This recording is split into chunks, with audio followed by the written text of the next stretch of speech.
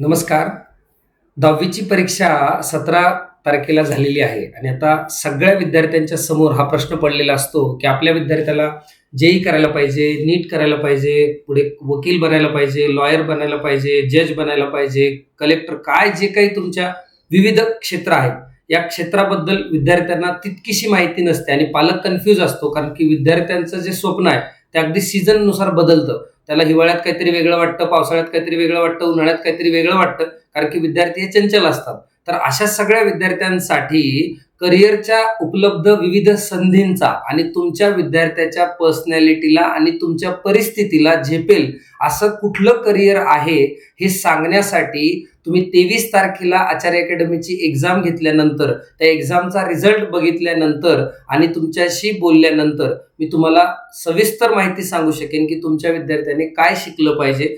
तो जेईला गेला पाहिजे, सीईटीला गेला पाहिजे, नीटला गेला पाहिजे का त्याने पुढे चालून ग्रॅज्युएशन झाल्यानंतर यूपीएससीचा अभ्यास केला पाहिजे. अशा विविध करिअर बद्दलच्या माहितीसाठी तुम्ही सकाळी 9 वाजल्यापासून ते रात्रीच्या 11 वाजेपर्यंत तुम्ही कुठल्याही आचार्य अकॅडमी रात्री 11 पर्यंत त्या दिवशी आम्ही मुद्दामून चालू ठेवतोय, कारण की बरेचसे विद्यार्थी दुरून येताना कधी त्यांना डिले झाला तरी फक्त 23 तारखेला सकाळी 9 ते रात्रीचे 11 पर्यंत तुम्ही एक्झाम देऊ शकाल. म्हणजे जेणेकरून तुमच्या विद्यार्थ्याचं पुढचं जी काही वाटचाल असेल त्या वाटचालीमध्ये कुठेही व्यत्यय येणार नाही आणि तुम्हाला कन्फ्युजनची वेळ येणार नाही, की रिग्रेटची की पुढे चालून माझ्या विद्यार्थ्याला तर बायो चांगला जमत होता, त्याला डॉक्टर बनायचं होतं, पण कोणत्या मित्रांनी सांगितलं की IITला जायला पाहिजे, जेईला जायला पाहिजे, तो तिकडे गेला. किंवा एखाद्याला डॉक्टर बनायचं असेल तर जेईई बनायचं असेल तर डॉक्टर. हे असं पण कन्फ्युजन नको, कारण की एकदा 11वीला पाऊल चुकीचं वेगळा निर्णय घेतला किंवा जो निर्णय आपल्याला घ्यायचा होता तो आपला मिस होऊ शकतो. त्यामुळे ह्या मार्गदर्शनासाठी तुम्ही